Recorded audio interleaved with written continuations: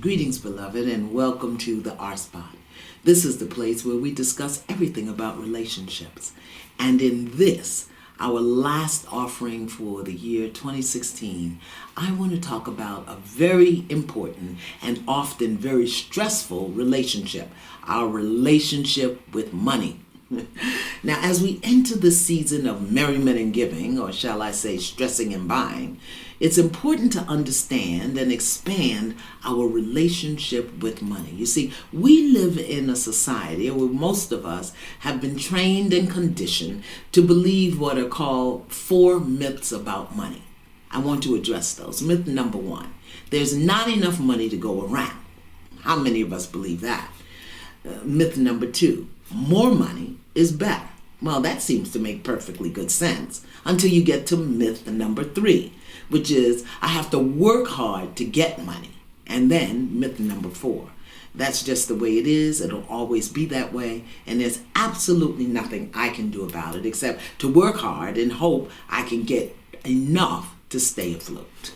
Now, these myths create a way of thinking and living that's based on unexamined and unconscious assumptions that create a consciousness of scarcity and fear that gets heightened at certain times of the year. Now, when it comes to money, so many of us are resigned and discouraged. We attach our personal value and sense of worth to the amount of money or cash that we have or that we have access to. Then we are pressured by cultural beliefs that often uses money in a way that doesn't support us in becoming the best of who we are. And these cultural conditions of stress and upset and lack and fear that are often attached to money are constructed on a foundation of falsehoods, lies. You see, human beings created money, which means it's not a part of the natural order that the Creator, God, Source put in place. Money is now used as a way to dominate, control, manipulate, and marginalize individuals and certain groups of individuals in a manner that really impedes our psychological, emotional, and personal power. A radical and often unbelievable truth is this: you have access to all the money you could ever want, need, or use. However, as long as you're chasing more money, you'll bypass your own value, worth, power, and the fullness of who you are, which is really what determines how much money you attract into your life. Now, I know that's a lot for some people, so let me say it again in another way. As long as you believe there's not enough money, or that you don't have enough money, you will never get enough money to experience the peace, joy, comfort, freedom, and stability that you've been taught money will give you. And as long as we believe that we have to work hard to get money, we will never get enough work to get enough money to fill the lack that we believe always exists. Because no matter how hard I work, there just isn't enough money. And that's just the way it is. And there's nothing I can do about it. See how those myths operate? Yet, there are times, certain times of the week, the year, the month, that we'll go out and spend what we do not believe is enough and then stress because we don't have more. This is why so many people today are banging their heads against this invisible wall, trying to figure out what it is that they're doing wrong that prevents them from getting or having or holding on to money and more money. So let me break it down. Money is a medium of exchange that was created by human beings. In order to get something, you must give something. So in today's world, it's just not acceptable to exchange goats and chickens and cloth and rice to pay rent. So we use money. But money is energy. It represents the energy of security and freedom and comfort and control. When we have enough of the medium to exchange for the goods and services we need or desire, we feel secure. We experience more freedom to get more, and we make ourselves comfortable with the things that we have in our control. And in the process of getting and controlling through money, we are not taught to have a consciousness of abundance, an expectation of prosperity, or an attitude that manifests wealth. I want you to get those three words: consciousness, expectation, and attitude. Notice I didn't say what you do or what you don't do. So it's not just about your job or your level of education. It's not only about the conditions you were born into. Money represents my own natural energy yield. MONEY. Your relationship with money, how much you have, how much you need, how much you chase, is a function of your internal energy and beliefs about money. This means what's going on in your bank account is a function of your consciousness. And what's going on in your purse or your wallet is a function of your expectations. And what's going on your credit report is a function of your attitude about yourself and about money. Now, this doesn't mean that we shouldn't work, nor does it mean that everyone should expect to be filthy rich. Have you ever noticed that filth is attached to richness? But what this does mean is that we must recognize that the state of our financial affairs is an effect of our thinking and our believing, because that's what determines what we have when it comes to money. You see, we have the power in our hands to create, attract, and hold everything that we desire. Yet we give it away to things that we believe will make us feel better. We'll buy a car or dress without addressing our internal issues of esteem, value, and worth. We'll buy a house or take a vacation without giving a thought to the people we need to forgive. We buy our children things they don't need, but we often fail to allow them to express or speak their emotions.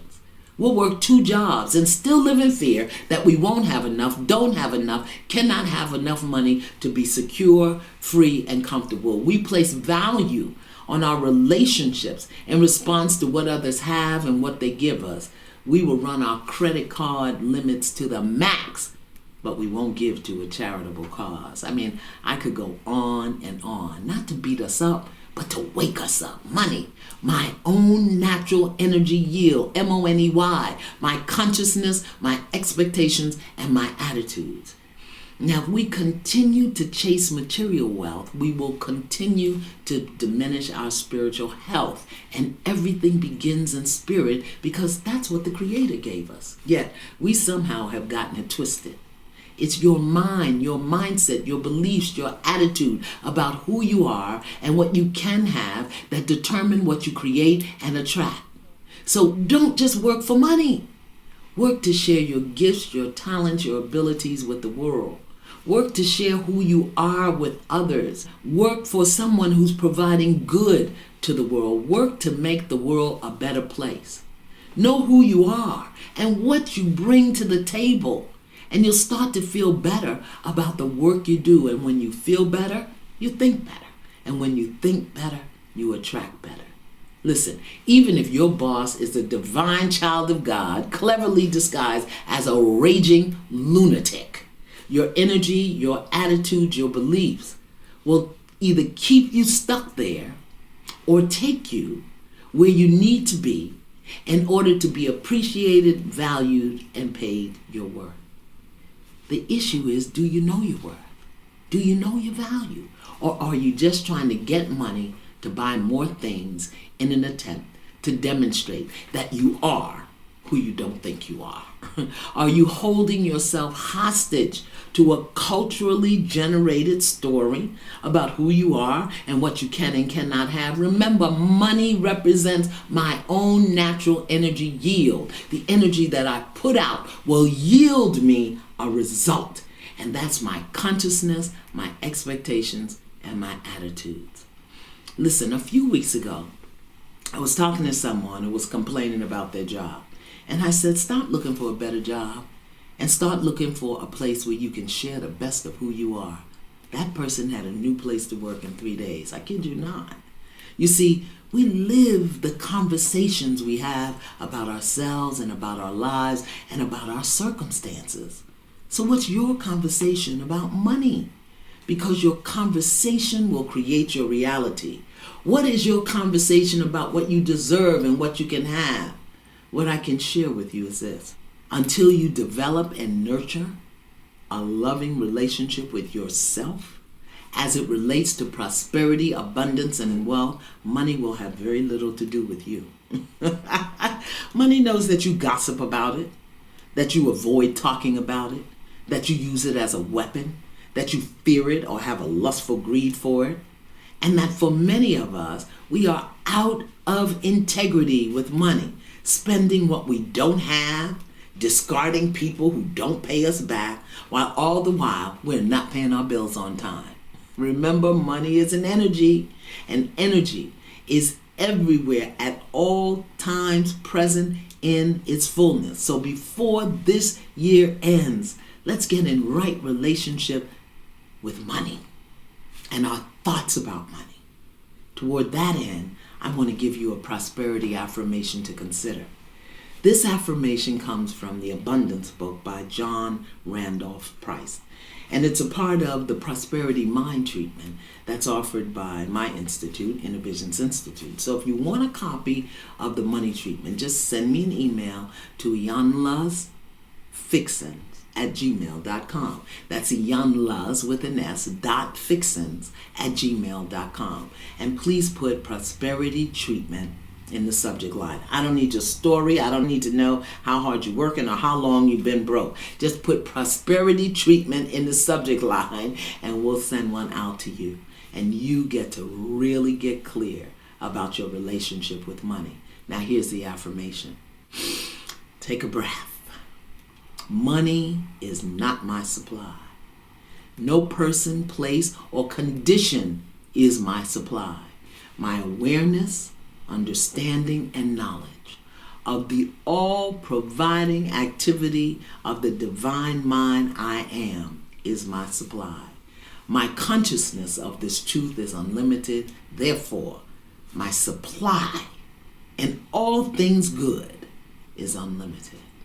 Now work with that until you believe it. Speak it, write it, think it, until it becomes alive in your bones and changes your relationship, your perspective, and your understanding of money. Notice that in that affirmation, money was never mentioned. The word is supply. That which you need, that which you desire, it will be supplied. Money, my own natural energy yield, my consciousness, my expectation, and my attitudes. Think on these things, and please do not overspend this holiday season. But I wish for you and your family a blessed, safe, and happy holiday and a new year. And I'll see you then. Be blessed. Until next time.